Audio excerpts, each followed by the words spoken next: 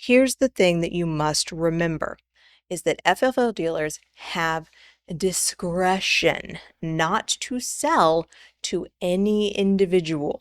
So, let's say they grant injunctive relief. It's still pending appeal. I'm 18 years old. I walk into an FFL dealer and I say, "Give me that handgun." And the FFL says, "I'm just not going to do it."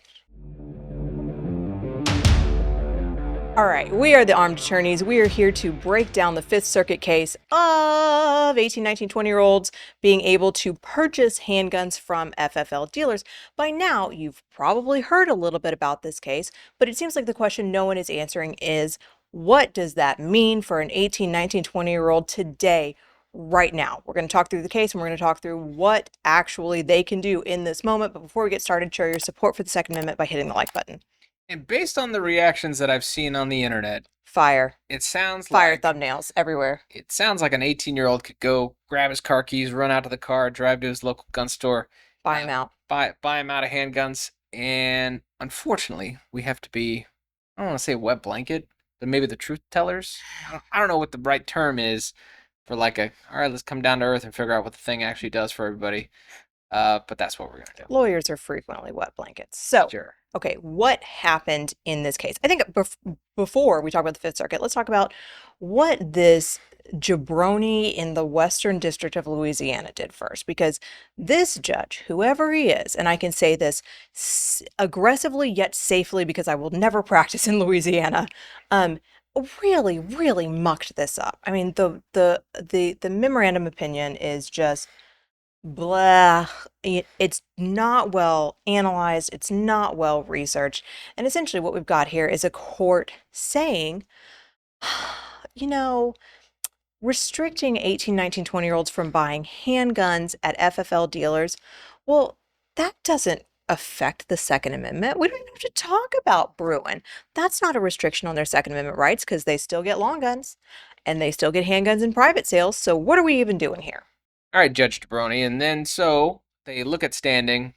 All right, maybe you got standing, but and this is what we've been saying for a long time about how these courts, to get around New York State Rifle and Pistol Association, completely sidestep the issue with Second Amendment not implicated.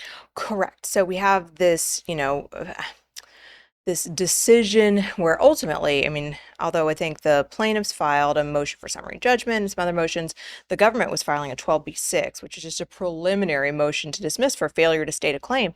They didn't even let this get to summary judgment level. He granted the 12B6, which is just a legal slap in the face for Yeah, that's your frivolous lawsuit dismissal. No, I mean, that was uncalled for. But we've got an appeal to the Fifth Circuit. We've got the case abrogated so that I think abrogated for Rahimi, if I'm not mistaken. And now we have this beautiful Fifth Circuit decision. Thank you, the Fifth Circuit, that really analyzes this very well and really slaps down the government arguments. So government arguments, and Richard and I'll talk to you about them in both segments. I mean, argument one is this isn't a Second Amendment restriction at all. And then argument two, 18, 19, 20-year-olds are not the people such that the Second Amendment ever contemplated them. So the first part. Yeah, the first part, the court ultimately holds, guess what? Being able to acquire a firearm is intimately tied into the right to keep and bear arms. And without that as a precursor to keeping and bearing, there would be no keeping and bearing, and it was wrong for the court to try to sidestep that entire issue. Right. I mean, you can't just say you have access to firearms in other ways, so you're good. I mean, like, think about the times, Richard, that you have wanted a specific firearm that you could not find through private sale. Right. I mean, obviously, I prefer private sale as well, but like sometimes it's just not your option. Well, and that really is it's jumping back to like a harm analysis of, has this person been harmed? And that's not I think the court is applying the wrong test here. It's not, hey, were these guys harmed or not? It's is the Second Amendment implicated in the acquisition of a firearm? And the answer is yes. And so hey, you have minimal harm because you have alternatives, I think it is completely irrelevant. I think it's a red herring, and I don't think the court should have done that. That is absolutely correct. So, Fifth Circuit, thank you, did the right thing. And then we have this very historically detailed analysis about 18, 19, 20-year-olds. And like, Richard, you might have to cut me off because I could talk about this part all day because I think it's very, very interesting. Because the government makes the best arguments the government can make. I mean, the government's like, look, there were, and in fact, I learned things I would have assumed, and this is one of those things where like women just don't, Where are you going with it? I don't think that we like recall historical facts as well as men. Maybe that's me being sexist, but like Can I get that you and on a Edwin can like dig stuff out like when I'm like no, I haven't thought about that in 2 decades. But so you could have smacked me in the face with, this information and I would still not have remembered it 2 weeks later that you couldn't vote or serve on a jury in 1776 till you were 21. Hmm. I didn't know that. I didn't know that. And so that's a pretty darn good argument by the government to say, look, they weren't a member of the political body in 1776, so obviously not contemplated, right? Ooh, too bad we don't need to go looking for analogies. All right. So, but then the other analogies, though, I mean, that's the thing, and that's where the Fifth Circuit and the plaintiffs here really do a good job, is they're like, look, the Constitution puts lots of age limits in. I mean, the Constitution is not an ageless document. I mean, it is, but in so much as they never contemplate ages. And there's no age restriction on the Second Amendment, right? There's no, you have to be 25 to run for Congress. You got to be 35 to be president. There's nothing about the Second Amendment. Yeah, and if they wanted to, and think about that, and this is a principle we have in drafting, like, hey, guess what? The drafters intended this, and it's not like they didn't know Mm-hmm. we couldn't put an age requirement into it. Exactly. We put age requirements into all kinds of things. Right. And so we've got that issue right there, which I find very compelling. But then we also have the issue of you were drafted into the militia or, joined up voluntarily, depending on exactly what was going on, at 18. So if the Second Amendment is contemplating the militia, which of course it means lots more than that today, but if we're just looking specifically at that, well, that started at 18. So the Second Amendment, I mean, that's really good evidence that your right to arms was absolutely present at the age of 18. Right, and that's kind of what I was hinting at with, hey, this is irrelevant. You want to talk about voting, you want to talk about serving on a jury. Think about other civil rights where other civil rights are implicated. We don't need to go look for analogies in other civil rights because the right to keep and bear arms, we already have it. Yeah. And then the government comes back in this case and they say, well, in the early 1800s, there were states that restricted, militia service to 21. Well, okay. That's not 1776.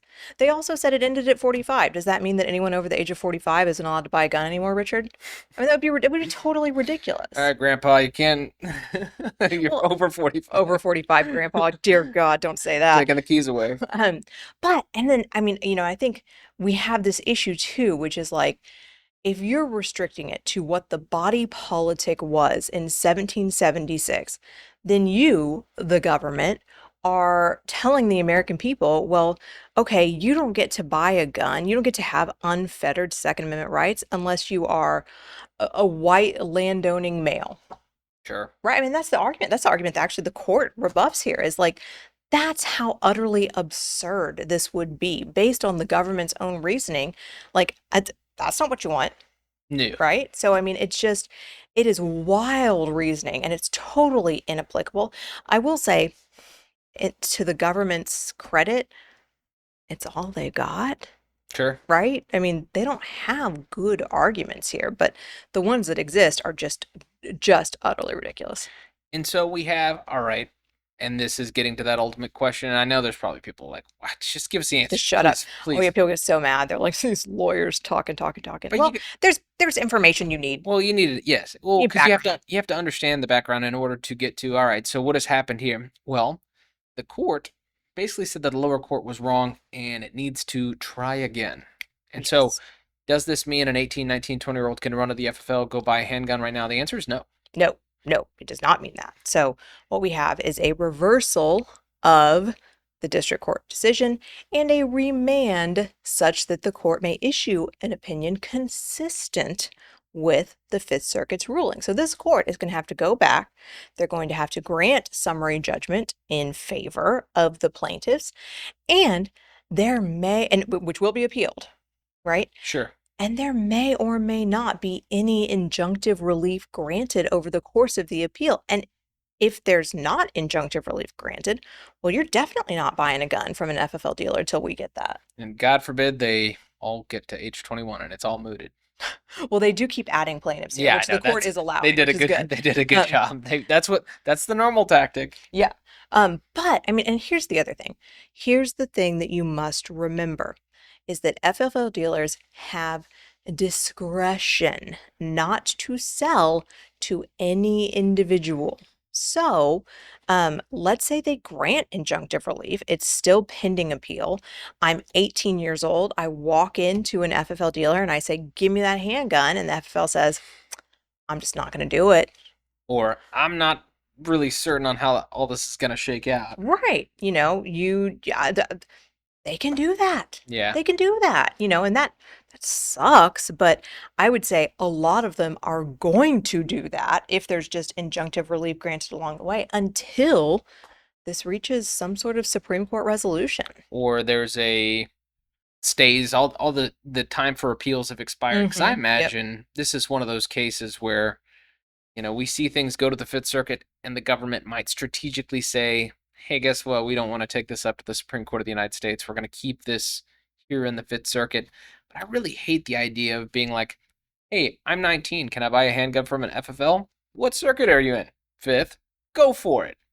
And then you're somewhere else and it's like, nah. but Yeah. But but what does a Trump administration do though? maybe they appeal it. Maybe they do appeal it. Maybe That's it. I hadn't even thought of that. we're living in a brand new world now, Richard. Or, you think about nationwide injunction. This is where you will get maybe a different jurisdiction with a different opinion, circuit split, and then we get there. Oh yeah. There's a lot of different. We can speculate wildly all day. Yeah, there's so many different places that this can go, but to tamper down on the hey, guess what, 18, 19, 20-year-old, go get yourself a handgun.